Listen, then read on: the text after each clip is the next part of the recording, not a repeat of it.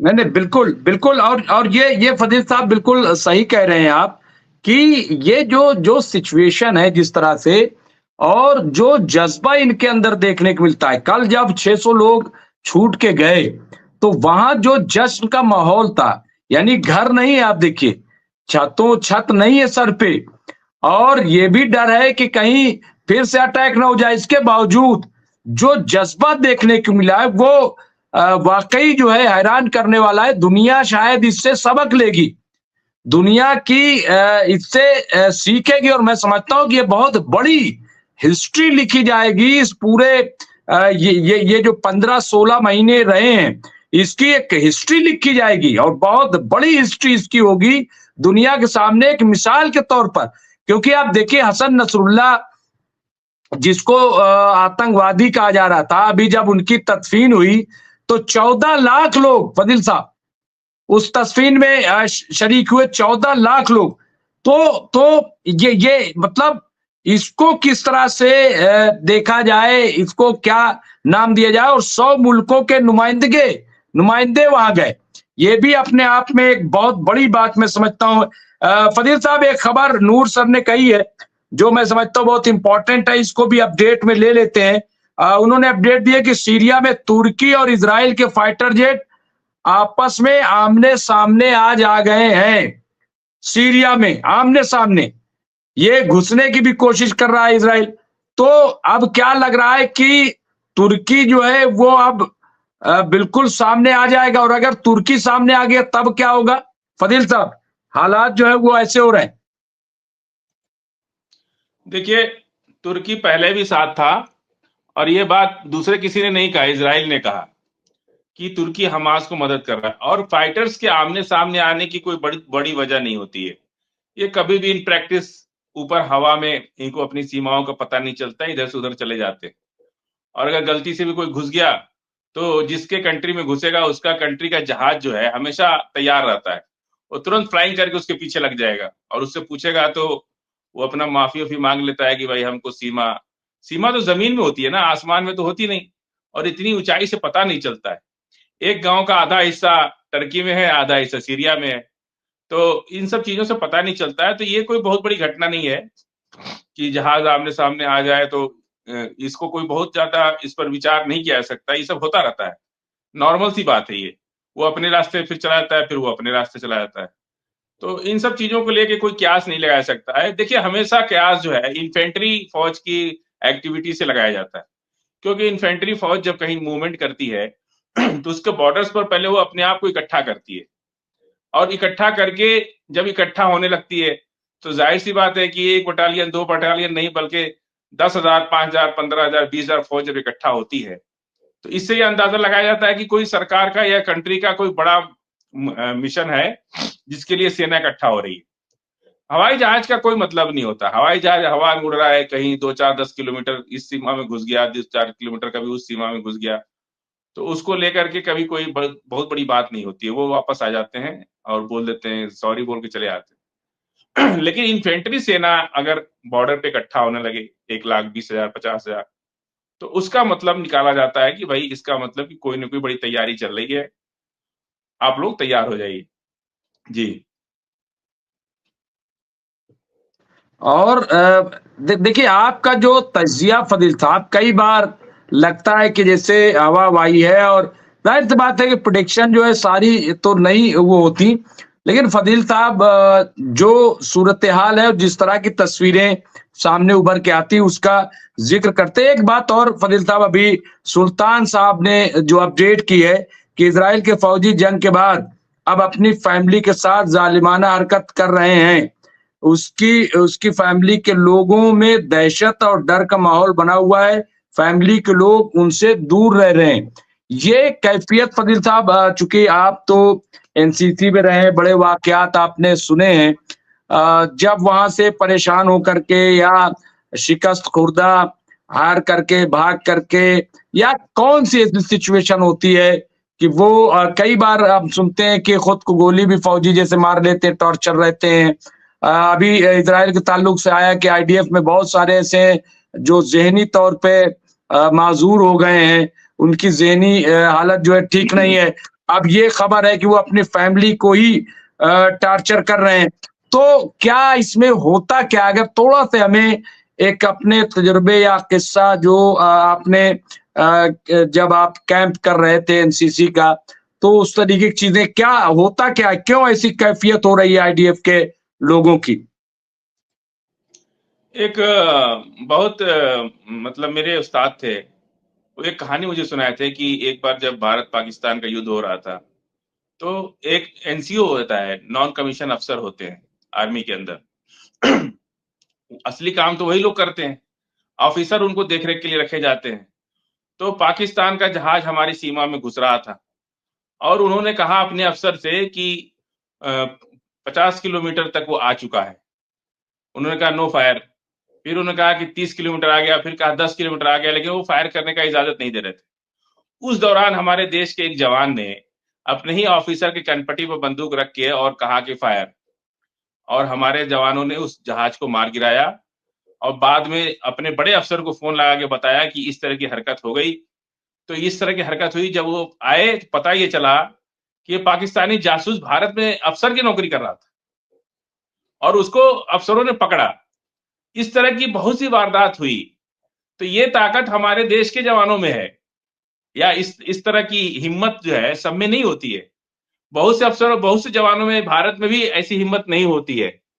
Police रात को गश्त करके 4 बजे आती है और 5 बजे कोई डकैती पड़ जाए या कोई घटना हो जाए, तो आप सोचिए कि उस वक्त क्या मिजाज होता है एक आदमी का। हम 4 बजे 5 बजे सोए और 6 बजे हमको उठा दिया जाए, तो कितना दिक्कत होती है।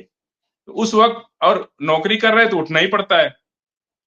ऐसी अगर घटना 1 दिन हो 2 दिन हो तब तो बात समझ में आती है, अगर हर रोज होने लगे फिर आपके दिमाग की स्थिति क्या होगी आप बताइए। आपको 5 बजे 4 बजे सोने को मिले और फिर 6 बजे आपको कोई हिला के उठा दे कि भाई उठो चलना है वहां पे। ठीक इसी तरह की स्थिति आईडीएफ के लोगों की है। और आईडीएफ के जो जवान थे उनकी सबसे बड़ी दिक्कत क्या थी, उनको भी इस बात का मलाल था कि हमारे साथ नाइंसाफी हो रही है, हम लोग अनट्रेंड सैनिक हैं और हम लोग को गजा में भेज के हम हमारी मौत कराई जा रही। इस बात का दुख उनको भी था और उनके साथियों को था। जो लोग मर गए, जो लोग बच गए वो आज भी इस, लेकिन आप कहें तो कहें किससे?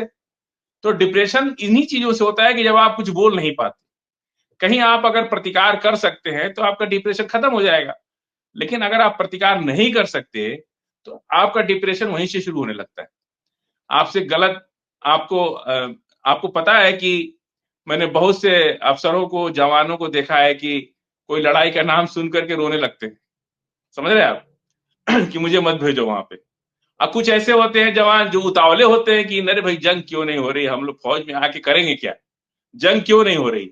कुछ ऐसे होते हैं, कुछ जवान ऐसे होते हैं कि उनको मान लो कि उनको वार में जाना है तो छुट्टी का बहाना खोजने लगते हैं कि माँ बीमार पड़ गई तो बाप बीमार पड़ गए।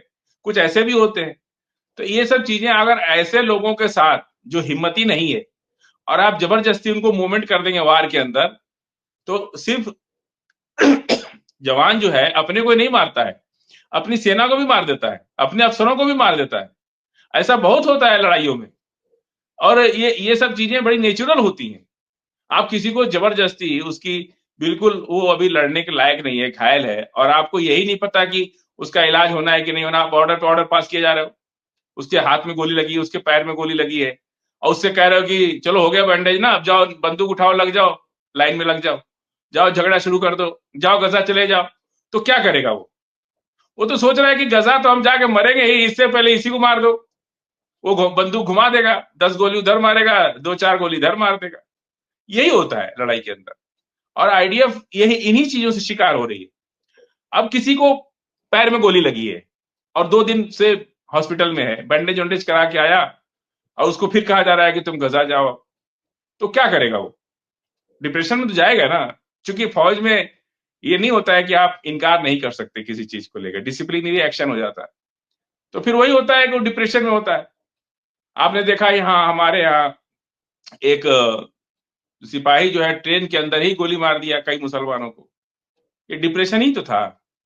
इतना उसके जहन में जहर भर दिया गया कि वो दिन रात उस जहर के, वो दिमाग से ना चीजें निकल नहीं, एंजाइटी बोलते हैं इस बीमारी को। एंजाइटी की बीमारी बोलते हैं। इस बीमारी में ये होता है कि ये 24 घंटा आप एक ही बात को सोचते रहोगे। जी जी जैसे फजील पेट साहब। में हमारे हाजमा होता है ना कि हम कुछ भी जी खाते हैं तो हजम कर जाते हैं, ऐसे ही दिमाग का भी हाजमा होता है। जब आप कोई बात करते हैं तो वो बात हजम हो जानी चाहिए, यानी भूल जानी चाहिए। लेकिन जब उसको एंजाइटी की बीमारी हो जाती है तो वो भूलता नहीं है, बल्कि 24 घंटा वो उसका टेप चलता ही रहता है दिमाग के अंदर। इसलिए वो कोई डिसीजन नहीं ले पाता, या तो अपने को मार लेता है, नहीं तो सामने वाले को मार देता है। और बंदूक हाथ में है उसके, उसको बंदूक हाथ में दे रखा है। तो इस तरह के, और जवानों के साथ शोषण बहुत होता है अफसरों का। ये बहुत बड़ी समस्या है कि जवान के साथ अफसर शोषण बहुत करते हैं, उनका ह्यूमिलेट कर देते हैं उनको। तो ये सब चीजें अगर फौज के अंदर आ जाती हैं तो फिर वो फौज, वही फौज होस्टाइल होती है, थक जाती है, और फिर वो हाथ खड़े कर देती है, लड़ती नहीं, या तो मर जाती है तो मार देती है, और वो पूरी तरह से सेना बर्बाद हो जाती है। इसलिए किसी भी आप 10 आदमी पाल लीजिए, अपने ऑफिस में 10 आदमी को रख लीजिए, और उसमें से अगर 10 आदमी को 7 अगर बराबर का बर्ताव आप नहीं करेंगे और उनकी ह्यूमिनिटी का ख्याल नहीं रखेंगे, भाई शाम हो गई तुम अब घर जाओ, भूख लगी है दोपहर में, तो आप कह सकते हैं कि भाई कुछ खा लो, हमको भी खिला दो, चाय पी लो। ये सब चीजें करने से आपके वफादार हो जाते हैं लोग, आपको अपना समझने लगते हैं। कांशी राम साहब ने एक कहानी कही है, तो सुना दें आपको, बहुत जरूरी भी है। कांशी राम साहब को जानते हैं ना, उत्तर प्रदेश के अंदर जब वो चुनाव लड़ रहे थे, तो मैं उनके साथ भी कुछ दिन रहा उन शुरुआती दौर में। तो उन्होंने एक कहानी सुनाते थे, पब्लिक में सुनाते थे। वो पूछते थे कि हाथी कैसे फंसाया जाता है। तो सब लोग हाथ खड़ा करते थे कि हम लोग को नहीं पता। तो वो कहते थे कि महावत जो है एक जंगल में गड्ढा खोद देता है, उस गड्ढे में ऊपर से प्लास्टिक से और घास फूस से भर देता है, और जब हाथी, मतवाली हाथी जब जंगल में चलती है तो उसको तो पता ही नहीं कि आगे गड्ढा है, वो गड्ढे में जाके फंस जाती है, गिर जाती है। तो महावत उसको तुरंत नहीं निकालता है, 8-10 दिन को खूब तड़पाता है, और जब झांक के देखता है कि भूख और प्यास से हाथी एकदम अब मरणासन स्थिति में हो गई है, कमजोर हो गई है, उसको भूख से और पानी प्यास से वो मर रही है, तब उसको गड्ढे में पानी और खाना लेके उतरती है, महावत उतरता है, और तुरंत नहीं निकालता है, 10 दिन उस गड्ढे में उसको खाना देगा, पानी देगा, उसकी सेवा करेगा। जब वो पहचान जाती है हाथी, महावत को जब हाथी पहचान जाती है, क्या यही मेरा वो दोस्त है जो मेरे गड्ढे में गिरने के बाद मेरी मदद किया था, उसको बाहर निकालता है और फिर उसके मस्तक में बैठ के राज करता है। फिर जो वो कहता है हाथी वही करती है। लेकिन एक बात मुमताज भाई, कांशीराम साहब ने लास्ट में एक बात कही कि अगर हाथी जब पागल होता है तो सबसे पहले किसको मारता है? उसी महावत को मारता है, क्योंकि जब उसकी आंख खुलती है तो मालूम चलता है कि मुझे इसी ने गड्ढे में गिराया था। इसलिए उन्होंने कहा था कि अपने दोस्तों से भी सावधान रहो, अपने अजीजों से भी सावधान रहो। ये मत सोचो कि ये हमारे दुख में हमारा साथ दिए हैं। उस वक्त अभी मुलायम सिंह के साथ अलायंस नहीं हुआ था, अभी ये 84-85 की घटना है। तब ये बात वो ऑन पब्लिक समझाते थे, दलितों को, मुसलमानों को, पिछड़ों को ये बात समझाते थे कि कोई पार्टी अगर तुम्हारी रहनुमा है, समझिए बात को, तो याद रखना कि गड्ढे में उसी ने तुमको गिराया है, गड्ढे में उसी ने फंसाया है, और तुम वो तुम्हारे मस्तक पर बैठ के राज कर रहा है। लेकिन जब वो कौम जान जाती है कि ये नेता हमको फंसा करके, हमको परेशान करके हम पर राज कर रहा है, तो जब कौम पागल होती है तो सबसे पहले किसको मारती है? उसी नेता को मारती है। आज देखा ना आपने दिल्ली में क्या हुआ? दिल्ली में जो कुछ हुआ, वो एकदम कांशीराम जी की वो कहानी मुझे सटीक बैठती है। लोग पागल हुए तो किसको पहचाने? पहचान गए कि भाई ये आदमी गलत है, हम लोग इतने साल गलत लोगों को साथ दे दिए। यही चीज जो है हर जगह लागू होती है। जी।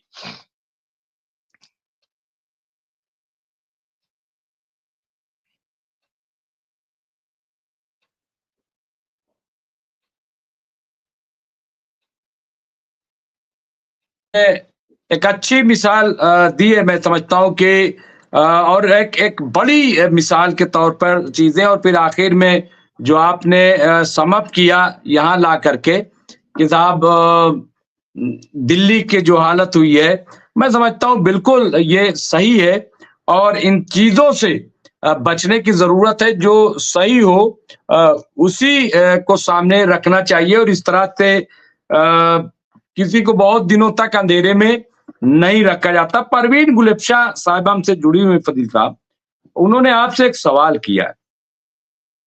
उन्होंने ये कहा कि फजील साहब, फिलिस्तीनियों को फौजी सहायता मिलनी बहुत जरूरी है, चूंकि इजराइल लड़ाकू विमानों से हमला कर उन लोगों को बर्बाद कर देता है। कई वर्षों से इजराइल इस काम को अंजाम दे रहा है, इसलिए उनको फौजी सहायता। तो मैं सबसे पहले मैं ही थोड़ा सा बोल देता हूं कि देखिए ठीक है, वो मारे गए, लेकिन ऐसा नहीं है। ईरान ने भी अटैक किया, हिजबुल्ला ने भी अपनी कुर्बानियां दी, हिजबुल्ला ने भी उन्हें जवाबी कार्रवाई की। हिजबुल्ला कोई अपनी लड़ाई नहीं लड़ रहा था। फिर हौती जो है वो यमन में आप देखिए रेड सी को 15 महीने तक रोके रखा, और 2000 किलोमीटर से वो मिसाइल जो है मार रहा था। हाँ, जो एयर स्ट्राइक की बात हो सकता है कर रही होंगी कि तुर्की के पास चूंकि एयर है, तो मैं समझता हूं कि उसकी बड़ी बहुत सारी वजूहत होती है, भी फजील साहब बताएंगे। लेकिन चूंकि देखिए ऐसा नहीं होता है, वरना वर्ल्ड वॉर फिर लोग जो है वॉर को बचाते हैं कि वॉर कम हो। इसीलिए आप देखिए कि मदद करने के बावजूद कोई मुल्क खुल करके नहीं आता। रूस भले मदद करे लेकिन खुल कर नहीं बताता। ईरान बार बार ये कहता रहा कि हमास ने जो कुछ किया वो हमारे नॉलेज में नहीं था, हम उसे नहीं जानते, लेकिन ये कि हम उसके साथ खड़े हैं। तो इस तरह से अमेरिका को आप देख लीजिए कि वो बहुत सारी चीजें इजराइल को पूरा, बल्कि जंग ही अमेरिका लड़ रहा है, लेकिन इसके बावजूद इसका इंकशाफ नहीं करता कि वो साहब पूरा खुल करके। बाकी फजील साहब बताएंगे। तो इसलिए ऐसा नहीं है कि उनको मदद नहीं गई। इतनी बड़ी टनल जो बनी, हमास ने बनाई, और 15-16 महीने तक लड़ते रहे। भाई अवाम को मारा ना इजराइल ने, फौज में जमीनी सतह पर मुकाबला नहीं कर सके। फजील साहब बताएंगे। जी फजील साहब। देखिए, बहुत पहले शुरुआती दौर में शौकत भारती साहब आपके साथ बैठते थे, तब इस पर बड़ी अच्छी सी गुफ्तगू हुई कि उन्होंने कहा था कि साजो सामान नहीं जा पा रहा है, कैसे वहां दवाई नहीं पहुंच रही, वहां खाना नहीं पहुंच रहा है। मैं उस टाइम भी मैंने आपसे कहा था कि जब इतने बड़े हथियार पहुंच जा रहे हैं, गोला बारूद पहुंच जा रहा है, तो क्या वहां के लोगों के लिए खाना नहीं पहुंच सकता है? ये तो वेस्ट मीडिया का प्रोपेगेंडा है, जो हमास 2002 में उसका दुनिया मजाक उड़ाती थी। आज वही हमास दुनिया का हीरो बन गई है, बिना सपोर्ट के तो नहीं बनी। और अभी जंगबंदी से कुछ दिन पहले आप ही ने कहा था कि टर्की का जहाज जो है, बेड़ा, फौजी बेड़ा, वो इधर की तरफ आया हुआ है। तो हमने कहा, शायद कैप्टन साहब थे उस दिन, तो हमने कहा कि अरे वो मदद देने आया है। तो आपने भी कहा और कैप्टन साहब ने भी कहा कि ऐसा कैसे हो सकता है। हमने कहा सब कुछ हो सकता है। यूक्रेन के अंदर पूरी नेटो कंट्रीज ने मदद की, लेकिन सामने आने पर सब लोग यही कहते थे कि यूक्रेन अकेले अकेले लड़ रहा है। रूस के साथ भी बहुत से लोगों ने मदद की, लेकिन रूस ने भी यही कहा कि हम अकेले लड़ रहे हैं। तो जो टैक्टिस, वार टैक्टिस है ये, जो वार टैक्टिस नेटो कंट्रीज या वेस्ट मीडिया या अमेरिका, इजराइल अपना रहा है, उस वार टैक्टिस को हम क्यों नहीं अपनाएंगे? हम क्यों जाएंगे कहने कि हमने इनकी मदद की? अगर कहने में फायदा है तो कहें भी, नहीं कहने में फायदा है तो क्यों कहेंगे? काम तो हमास के लोग कर ही रहे। और हमास के लोग भी कहां कहां से लोग आकर के हमास की वर्दी पहन के और हमास के लिए काम कर रहे हैं, इसकी जानकारी किसी को नहीं है। ऐसा नहीं कि सिर्फ फिलिस्तीन के लोग ही हैं, पूरी दुनिया के लोग, जो लोग भी इस लड़ाई में कहीं ना कहीं से जुड़े हुए हैं हमास के। अगर हम, आप सोचिए कि कल हम सर्कस में जा करके और कोट पैंट पहन के चेहरा रंग ले, तो दुनिया तो हमको जोकर ही समझेगी ना, कि हाँ ये सर्कस के जोकर हैं, बाहर आए हैं चाय पीने, जोकर समझेगी ना। तो इसी तरह से रिंग मास्टर का लिबास पहन लें और हम बाहर घूम के चाय पी रहे हो, तो लोग ये सोचेंगे कि ये रिंग मास्टर है। लेकिन उसी तरह से हमास के अंदर सिर्फ फिलिस्तीन के लोग नहीं है, पता नहीं कहां कहां से लोग आकर के हमास के साथ खड़े हैं, इसका अंदाजा किसी को नहीं है। और इसे बताने की जरूरत भी किसी को नहीं है, क्योंकि फिर वो ज्यादा बोलना भी ठीक नहीं होता है। तो इसलिए ऐसा नहीं है कि हमास अकेला है या उसको कोई सैनिक सहायता नहीं मिलती। एक जमाना था जब हमास के लोग गुलेल से लड़ते थे, पत्थर से लड़ते थे, जब वो गुलेल चलाते थे, उनके पास कुछ भी नहीं था। आज वो ब्रह्मोस मिसाइल चला रहे हैं, आज वो बड़ी बड़ी मिसाइलें चला रहे हैं, बड़ी बड़ी राइफलें उनके पास है, तो हैंड ग्रेनेड है, मरकावा टैंक जैसे टैंक को भी उन्होंने ध्वस्त कर दिया। तो इतनी ताकत कहां से आई? किसने दिया उनको? ऐसा नहीं है कि पूरी दुनिया के कोई भी, न सिर्फ मुस्लिम कंट्री नहीं, यहूदी कंट्री, यहूदी भी और ईसाई भी पूरी मदद की और आज भी कर रहे हैं लोग। पूरी दुनिया में एहतजाज हुआ इसको लेकर के, फिलिस्तीन इजराइल के खिलाफ, पूरी दुनिया में। और अमेरिका नेटो यूएन के अंदर फिलिस्तीन के खिलाफ था, लेकिन उसने अपने नागरिकों को पूरी छूट दी कि आप फिलिस्तीन के समर्थन में मुजाहरा कर सकते हो, किसी को जेल में नहीं डाला। ये एक देखिए, अमेरिका अगर दुनिया की लोकतंत्र की बात करता है तो कुछ चीजों को हम बताते हैं, उसकी अच्छाई भी बताते हैं और बुराई भी बताते हैं। अमेरिका, यहाँ हमारे यहाँ इंडिया के अंदर हम लोग टीवी डिबेट पर लोग हम लोग का विरोध कर देते हैं कि आप फिलिस्तीन की बात क्यों कर रहे हैं। तो मैं उनसे पूछता हूं कि जब अमेरिका यूएन में खिलाफ फिलिस्तीन के जाके भी अपने नागरिकों को इतनी इजाजत दिया है कि वो फिलिस्तीन के समर्थन में मुजाहरा कर सकते हैं, तो हमारा देश तो फिलिस्तीन के साथ खड़ा है, हमारे प्रधानमंत्री फिलिस्तीन के साथ खड़े हैं। फिर ये कौन लोग हैं जो कह रहे हैं कि आप फिलिस्तीन के लिए नहीं बोल सकते? हम किस लोकतंत्र में जी रहे हैं जहां हमारा देश, जहां प्रधानमंत्री ने कह दिया, अटल बिहारी वाजपेयी ने भी कहा, और हमारा देश राहत सामग्री भेज रहा है, फिलिस्तीन की बात कर रहा है, यूएन में वोट कर रहा है, तो हम अपने कंट्री में अपने प्रधानमंत्री के साथ तो खड़े हैं, हर मामले में नहीं, लेकिन जहां अच्छा मामला है वहां तो खड़े हैं।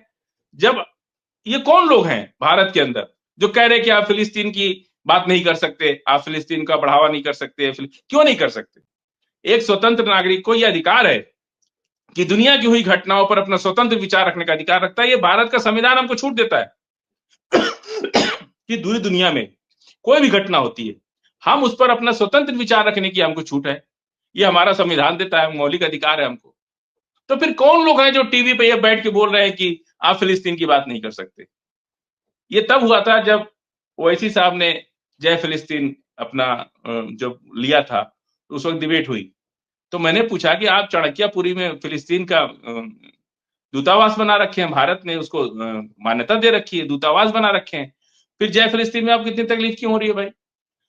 हम भारत के एक नागरिक हैं, हमें दुनिया पर हुई घटनाओं पर अपना स्वतंत्र विचार, समझिए बात को, अपना स्वतंत्र विचार रखने की हमको पूरी आजादी हमारा संविधान देता है। कोई सरकार हमसे नहीं कह सकती कि आप फिलिस्तीन जिंदाबाद मत बोलिए। तो निश्चित रूप से जब हमारी सरकार साथ है, और आप अमेरिका की बात कर रहे हैं, अमेरिका ने जब अपने नागरिकों को नहीं रोका तो हमारा भारत उसके साथ है, फिर हमको रोकने क्यों रोका जा रहा है? हमको रोकने वाला कौन होता है? तो ये सब चीजें जो है कहने वाली बात नहीं होती है। फिलिस्तीन के लोगों को पूरी दुनिया से, टर्की भी कर रहा, अरब भी कर रहा, शुरू से कर रहा है, आज से नहीं कर रहा है, शुरू से सभी लोग हर तरह की मदद दे रहे हैं। और इतनी बड़ी सुरंग बनाना आसान काम नहीं होता है। और सुरंग भी, मैंने कल वीडियो 2-3 दिन पहले वीडियो देख रहा था उनका, कितनी सुरंग तो उन्होंने डमी बना के रख रखी है जो इजराइल और फिलिस्तीन को जोड़ रही, और वो बेकार है, वो किसी काम की नहीं है। इजराइल एक बार उसमें अपनी कार घुसा करके और वीडियो बना के डाला कि हमसे सुरंग पा लिए, लेकिन जब सुरंग आगे बढ़ी तो बंद मिली। तो ये सब चीजें जो है बिल्कुल कोई घबराने की बात नहीं है। हमास ये बिल्कुल, ये हाथी को फंसाने के लिए है क्या? ये जो डुप्लीकेट सुरंग बनाते हैं कि उसमें फंस जाओ तो फिर हम ऊपर से हमला कर।